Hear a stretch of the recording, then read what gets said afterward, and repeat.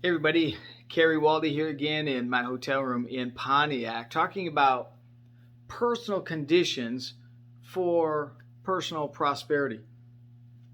How can we increase our capacity to create wealth? You see, wealth is created when we apply our ingenuity and effort to the earth's resources to create usable, desirable resources.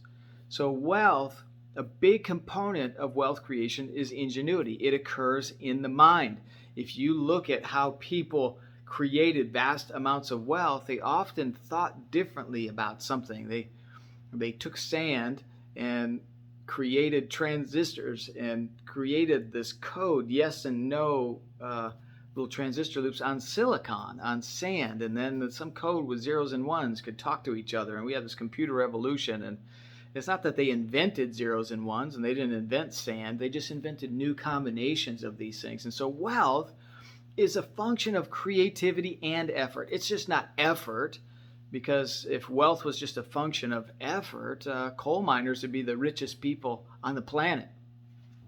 But it's ingenuity and effort, working smart and hard, applied to the Earth's resources for usable, desirable resources. And so personal conditions are often found in the mind that help foster the conditions for wealth creation. It's a mindset to a large degree, and we talked about a number of those. One of them is self-limiting beliefs.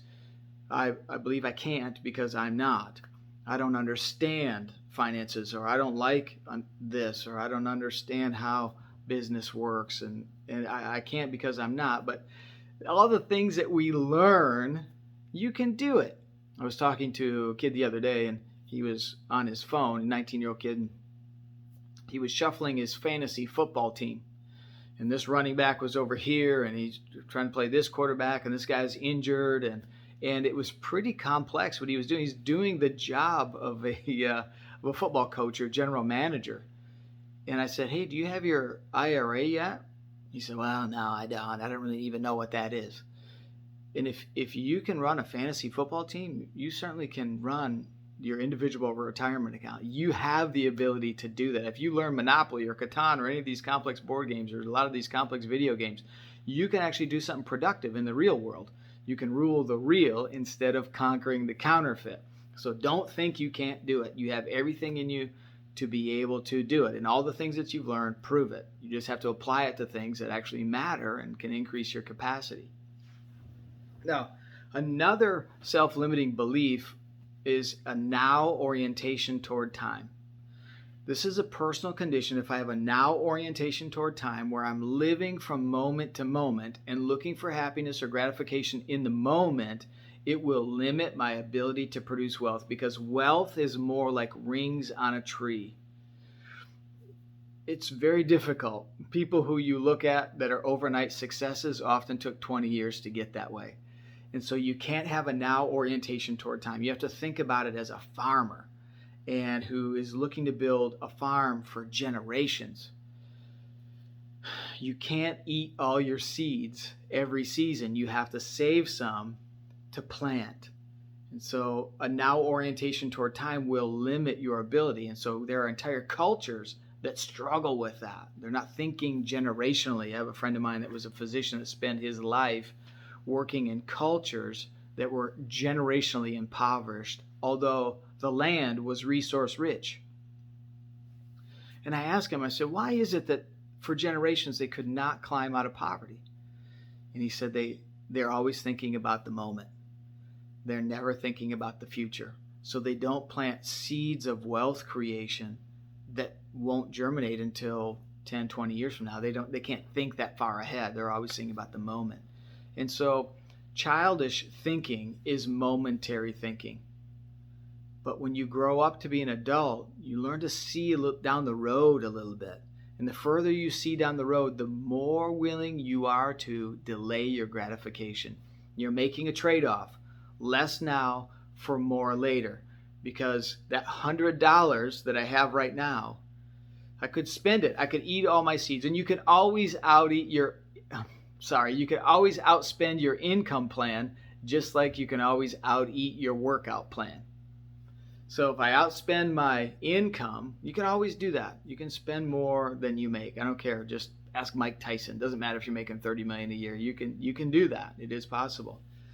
But if I could save some of that back, that surplus, and I sow it in investments, and then over time they grow, now I've planted a field of money trees, and they begin to produce a harvest 10 or 20 years down the road, and harvest that I can pass down generationally. But we have to get out of a now orientation toward time to where I'm eating all my seeds. Whatever money I get my hands on, I spend it on things that go down in value. And the last one is ignorance of the financial sandbox. You see, there are 3 sandboxes, and I illustrate it this way. And I ask a lot of people these questions, especially young people.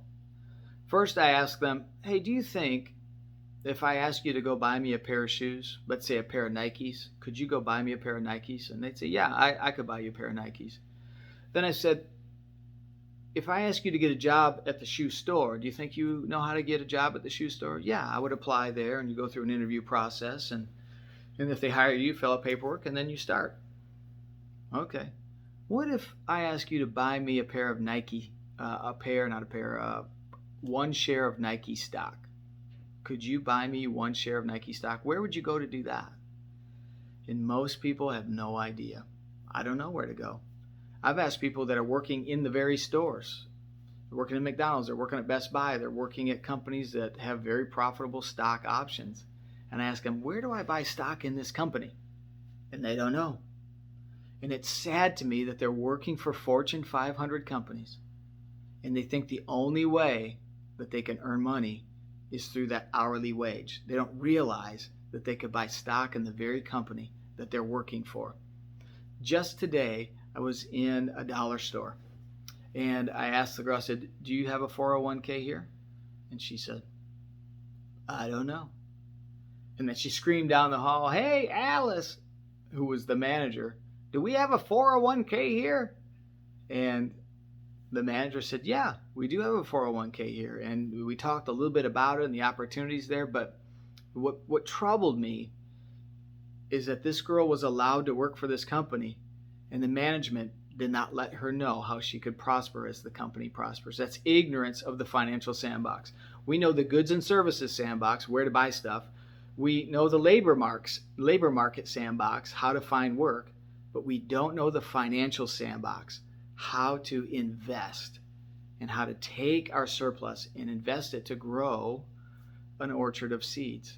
And so that's one of the reasons why we put these seminars together, and we put the course of wealth creation together, because we wanted to help people understand how in America you can climb the rungs of economic benefit and blessing. So anyway, Gary Waldy signing off from Pontiac Central here, serving our urban communities.